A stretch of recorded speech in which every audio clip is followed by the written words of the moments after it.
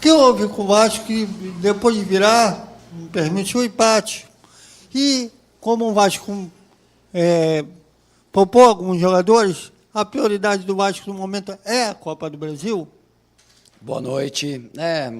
Uma vitória que escapou no finalzinho, né? Tomar o gol aos 43 minutos. Nos deixou muito frustrados, né? Porque a gente fez um excelente segundo tempo, na minha opinião. E a gente conseguiu dominar muito o Red Bull no segundo tempo, criamos chances, bola na trave e realmente a gente tomou um gol ali no final que a gente não estava esperando, porque a gente estava, né, com um bom controle do jogo na maior parte do segundo tempo, principalmente, até no primeiro tempo, depois do gol. A gente conseguiu ficar com a bola, conseguiu fazer o que a gente trabalha, o que a gente gostaria de evoluir, né? E a gente não conseguiu mostrar nos últimos jogos. E a sequência de 4 jogos fora é muito pesada, jogo a cada 3 dias é muito pesado. A gente precisa zelar pela saúde dos jogadores também, então alguns jogadores estavam no limite físico ali e já não estavam conseguindo mais performar da forma que a gente sabe que eles performam. E a gente fez algumas mudanças para realmente tentar deixar o time mais saudável para o jogo. E oportunizar também, mostrar a força que tem o grupo, a força que tem os meninos que entraram, a força do GB, que a gente já conhecia. E a gente tem que trabalhar com o nosso grupo todo. E tem um grupo qualificado e eles deram a resposta hoje, apesar do empate no final. Queria falar do GB, meu querido Rafa.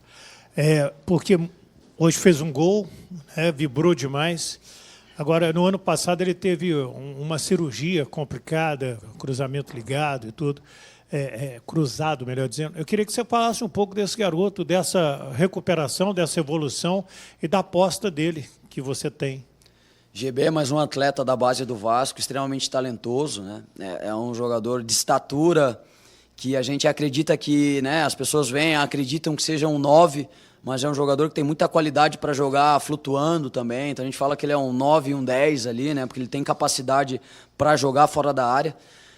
É uma posição que a gente tem o Verratti ali, que é uma unanimidade, né? Mas é um jogador que a gente sabe que pode render também. Então eu acho que foi importantíssimo ele estrear com um gol, né, nesse ano. E é um jogador que tem muito talento, muita qualidade. Eu acho que é mais uma cria aí do Vasco, que vai dar muita alegria para todo mundo e a gente ter paciência com ele também nas oscilações, né, que ele vai ter para frente. Mas é mais um atleta aí que demonstrou o potencial que tem e vem para agregar muito ao grupo. Olá, Rafael João Silva, do canal Atenção Vascaínos. Você tinha uma sequência de 4 vitórias consecutivas e agora chega ao 4º jogo sem vencer, né? E, né, na porta um jogo eliminatório da Copa do Brasil. E você, claro, pensando nesse jogo, poupou também alguns atletas. Como é que o Vasco vai chegar para essa partida e como é que você vê a sua condição no Vasco, né, que não se fala em efetivado, ainda se trata como interino e está com uma sequência complicada? Se sente pressionado para esse jogo de terça-feira? Como é que você chega, e também todo o time, para esse confronto, tendo em vista que não vence a 4 jogos? Obrigado. Hoje escapou ali a 6 minutos essa vitória, né? Então isso demonstra o quanto o futebol no Brasil é muito competitivo e muito difícil, né? Um jogo que a gente controlou e não ganhamos, assim como o jogo do Atlético Goianiense, a gente não foi bem, o Goianiense foi melhor e empatamos o jogo. Então demonstra o nível de competitividade da Série A, da Copa do Brasil e do futebol brasileiro em geral. Me sinto motivado, acho que pressionado não, me sinto extremamente motivado para jogar mais uma decisão. Então, para nós é a nossa final ali, para a gente chegar nas quartas de final. O sentimento é que a gente vai evoluir, jogar em casa é diferente. Hoje a gente conseguiu dar a resposta que a gente precisava em termos de jogar, né? De mostrar para o torcedor o que a gente espera, né? Que a gente faça em ficar com a bola, em atacar, em machucar o adversário, em ter gols, bola no travessão e conseguir colocar os nossos jogadores para jogarem em alto nível. Acho que a gente conseguiu demonstrar esse sentimento que fica, respeitando muito a equipe do Atlético Goianiense. E a gente vai encarar como uma final, tá todo mundo extremamente concentrado para esse jogo. Time grande é assim, a gente queria muito essa vitória, ele escapou por muito pouco hoje, mas a gente tem que responder sempre o próximo jogo é o mais importante e esse tem um caráter extremamente importante pela fase que é da Copa do Brasil. Boa noite, Léo Gabriel, aqui da Trivela. Eu queria perguntar sobre a atuação do zagueiro Léo e sobre como ficou o clima no estádio para ele. Falhou no primeiro gol, e logo depois a torcida começou a pegar no pé dele. Até o final do jogo, sempre que ele tocava na bola era vaiado, ficou um clima meio pesado para ele, pelo menos para quem estava vendo ali de fora. No final do jogo também saiu vaiado. E ele continuou com a braçadeira de capitão mesmo depois do Verratti entrar. Como você avalia a atuação dele e essa situação da torcida ficar pegando no pé, entre aspas, de um jogador só do time? O que eu queria falar é que a gente tem total confiança no Léo, no Maicon, no Rojas, no João quando voltar, no Lincoln, no Luiz, nos nossos zagueiros. A gente sabe que a pressão aqui é muito grande e a gente sabe que jogo a jogo a gente tem que mostrar, principalmente eles do setor defensivo, que eles merecem estar aqui, né? O Léo não tomou a melhor decisão na hora do primeiro gol. Só que ele fez, na minha opinião, uma boa partida depois, muito enfrentamento individual, ganhou a maioria dos lances, conseguiu construir e isso faz parte. Eles têm total consciência dessa cobrança da torcida, eles lidam muito bem com isso.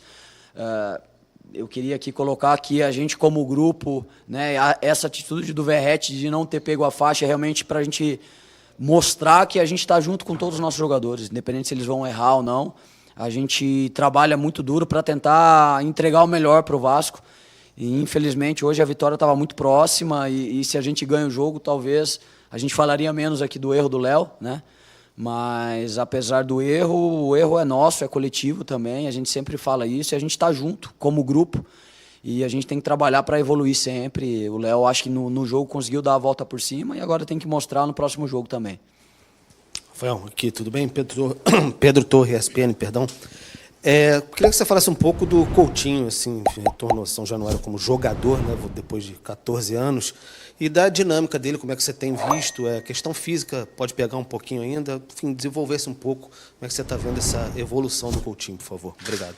Coutinho é extremamente talentoso, né? Ele mostra diariamente nos treinos que ele tem uma capacidade acima da média, capacidade de tomar decisão, capacidade técnica, capacidade de chegar próximo do gol, de finalização. Realmente a gente está condicionando, né? Ele tem mostrado a cada jogo que ele está evoluindo fisicamente, porque o resto a gente sabe que ele entrega muito, é um jogador competitivo, é um jogador experiente, é um jogador que defende também. E eu acho que ele está ficando cada vez mais pronto. Acho que se a gente tem um pouquinho de paciência aí, daqui a alguns jogos, a gente vai conseguir ver a melhor versão do Coutinho, porque ele está muito motivado, ele está muito feliz de estar aqui. Ele está se doando muito nos treinos e os jogos a gente vê já que realmente ele vai contribuir muito para a gente. Tenho certeza que daqui a alguns jogos a gente vai ver a melhor versão do Coutinho aí. Aqui, professor, boa noite. Eduardo Alves, do portal BTB Esportes. Numa das suas primeiras coletivas, desde que você voltou a ocupar o cargo de treinador do Vasco, você disse que naquele momento o objetivo era tirar o time de situação de brigar por rebaixamento. E isso vem sendo feito, o clube está na 11ª colocação. De certa forma, isso parece ter se tornado uma pressão a partir do momento que, quando o time não entrega o que a torcida espera, gera uma cobrança, até como alguns amigos colocaram, vaias, enfim. Como você analisa essa situação e como que isso tem interferido ou não no seu trabalho? Eu acho que essa pressão da torcida, a gente tenta olhar pelo olhar de nos manter sempre no nosso melhor nível, né? A gente sabe que a torcida ela exige muito e ela tem o direito dela. Acho que às vezes exagera um pouquinho, mas a gente tenta olhar realmente, a gente não consegue nunca ficar acomodado aqui, né? Realmente, entrando numa zona de Sul-Americana, eles vão querer Libertadores, entrando numa zona de Libertadores vai querer o título, e eu acho que é isso que nos move para tentar dar o nosso melhor todo dia, porque não dá para você acomodar nunca aqui, e eu acho que é esse o peso que a torcida tem que ter sobre nós mesmo. A gente se adapta a isso, e a gente também internamente cobra muito isso, porque a gente sabe que a gente tem elenco para brigar, né? A gente quer estar cada vez mais longe do Z4, mas o campeonato é muito competitivo, é muito difícil. Você não tem jogo fácil, todos os jogos são muito difíceis e a gente vai lutar todos os jogos para vencer, para estar no nosso limite, para estar no nosso melhor. E a gente tenta enxergar essa pressão da torcida como nosso combustível para estar cada vez melhor. Então é por esse aspecto que a gente tenta olhar e tenta trabalhar sempre. Aqui, Paiva. Alan Santos. Algumas semanas o presidente Pedrinho esteve aí também falando sobre Vasco, contratações e até mesmo sobre você, sobre a sua efetivação ou não. Eu queria saber se você também conversa juntamente com o Marcelo Santana, que é o executivo do Vasco, com o Pedrinho, sobre reforços. Se você também chega até mesmo a colocar alguns nomes. O Vasco tem até dia 2 de setembro para trazer reforços. O torcedor pede alguns nomes. Eu quero saber se você também tem conversado internamente, tanto com o Pedrinho quanto com o Marcelo Santana. Sem dúvida, a gente reflete muito sobre os jogadores, sobre o mercado. A gente sabe que essa movimentação é importante, né? A gente tenta sempre buscar o que o mercado aí tem de melhor, né? A gente sabe que uma negociação nunca é simples, né? Ela é muito complexa sempre. Mas a gente primeiro tem que potencializar o grupo que a gente tem, os jogadores que a gente tem. Eu acho que tem muita qualidade no grupo do Vasco. E a gente conversa sempre, mas eu deixo essa parte de negociação para eles, né? Lógico que a gente está sempre conversando sobre os jogadores, refletindo, vendo, analisando, mas é responsabilidade do Marcelo, do Pedrinho, e o que eu posso contribuir é tentar desenvolver o que a gente já tem, né? E esperançoso se chegar jogadores, tenho certeza que vão agregar muito aí, trabalhar com a base, eu acho que é importante. A gente ter paciência e desenvolvendo os jogadores que a gente tem, né? Tentar não tirar espaço de promessas que a gente tem também. Então a gente reflete muito sobre isso, mas a gente ainda tem um tempo para ver o que vai acontecer aí. Tudo bem, Rafael. Eu vou pegar uma carona na pergunta do Alan, mas só para ser mais específica num ponto determinado, a gente fala aqui sobre a sua posição, que o Pedrinho te deixa confortável, mas não tem uma definição sobre, né, sobre a sua função exatamente. E aí, nessa questão de janela, quando que você se sente confortável e se você se sente confortável para exigir, por exemplo, posições. Você acha que, por exemplo, o zagueiro é uma posição que é uma necessidade desse elenco, é algo que você deixa claro para essa diretoria? E se você puder falar também um pouquinho do Payet, porque dos últimos jogos, pelo que eu vi, hoje foi o jogo que ele ficou mais tempo em campo, mais de 60 minutos, acho que desde maio ele não ficava tanto tempo, e conseguiu ajudar bastante o time do Vasco, uma das jogadas, ele até participou do gol. Obrigado. Eu acho que vai muito do nível do jogador que a gente quer, né? Eu acho que jogador qualificado em qualquer posição, ele será bem-vindo, né? Não acho que é só na zaga, eu acho que em todas as posições, se vem um jogador que vai agregar, eu acho que vale muito a pena, né? O que a gente coloca na balança é o quanto, às vezes, algum jogador a gente já tem parecido, ou a gente já tem na base algum jogador que pode entregar a mesma coisa, né? Então, em todas as posições, a gente nunca fecha, né? Não acho que a gente tem nenhuma posição que a gente não precisa mais jogador, né? Porque se vier para somar, para qualificar o grupo, será muito bem-vindo, né? Independente da posição. Sobre o Payet, hoje eu acho que foi o jogo que ele melhor se sentiu, assim, né? Então a gente até tinha uma expectativa de 45 minutos e ele pediu para jogar mais, né? E realmente ele jogou muito bem hoje. O segundo tempo dele foi muito bom. A gente vê ele mais leve, a gente vê ele mais participativo em todas as fases do jogo. Hoje ele ajudou a defender, várias vezes foi cobertura dos volantes que passaram a linha dele. E ele está feliz, assim. Eu consigo ver um Payet feliz em campo, torcendo, vibrando no banco, e é essa versão do Payet que a gente quer, né? E eu acho que a gente está no caminho. A vinda do Coutinho, tenho certeza que contribuiu muito para o Payet tá mais feliz também, né? De ter um jogador como o Coutinho do lado dele, e eu acho que a gente está no caminho. Infelizmente a vitória não veio hoje, mas a gente está no caminho e as coisas vão começar a melhorar cada vez mais aí, inclusive com o Payet evoluindo a parte física e vai entregar muito mais para a gente. Não utilizar, já que você entrou com uma equipe alternativa com o JP e o Leandrinho inicialmente. E outra questão que a gente vem analisando muito é a falta de energia desse elenco, da comissão técnica em si, referente ao que mais se faz no futebol brasileiro, que é reclamar com a arbitragem por conta de falta de critério. Hoje, 2 minutos inadmissíveis no primeiro tempo, diante de um antijogo da equipe do Red Bull Bragantino, em praticamente totalidade da primeira etapa. Queria saber o porquê ninguém foi no árbitro e qual o critério do Léo ser o capitão, sendo que seria, né, da postura do capitão e até ali a arbitragem questionar esses acréscimos, né? Bom, vou iniciar pela arbitragem aí. No último jogo, a gente cobrou do VAR lá no Atlético Goianiense, o nosso auxiliar, né, o Alexandre Torresan, foi expulso do jogo, né? Então, às vezes é muito complicado da gente reclamar e a gente acaba sendo punido por reclamar, né? Então, a gente fala, a gente cobra, sim, mas a gente sempre fica no limite de tomar algum tipo de punição, né? Algum tipo de punição que possa prejudicar o Vasco também, né? A respeito do Léo, capitão, é uma liderança dentro do grupo, né? E assim como há outros líderes, poderia ter ido para o Maicon, poderia ter ido para o Souza, poderia ter entregue para o Verratti a hora que ele entra. São líderes como o Léo Jardim, então são jogadores experientes que têm uma liderança nata e foi muito mais por hierarquia o Léo, né? A respeito dos atletas, GB tem um baita potencial, mas é um jogador que é mais 9 do que 10 e é muito.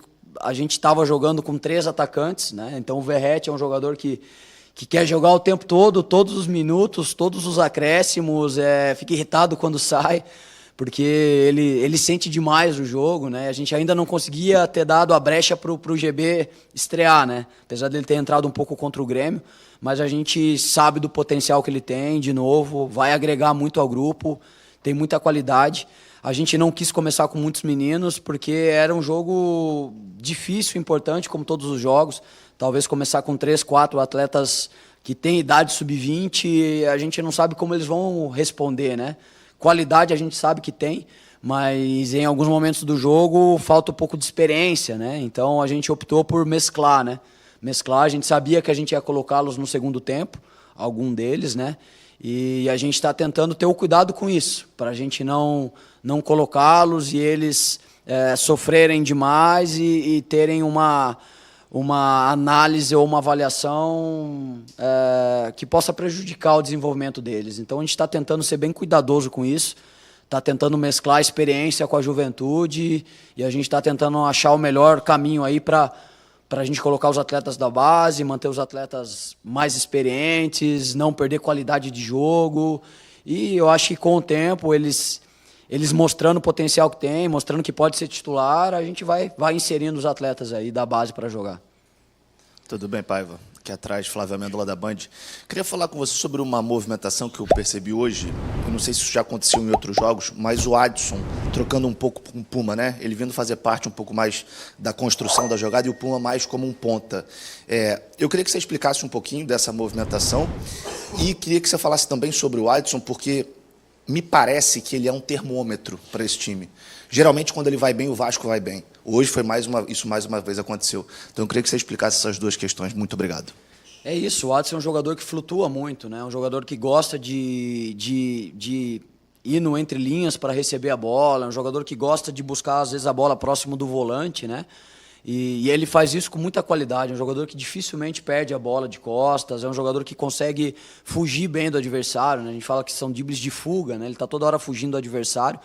E quando ele faz esse movimento para dentro, geralmente libera o corredor para o lateral passar, né? Então a gente tem tanto o PH quanto o Puma, que são laterais que apoiam muito bem.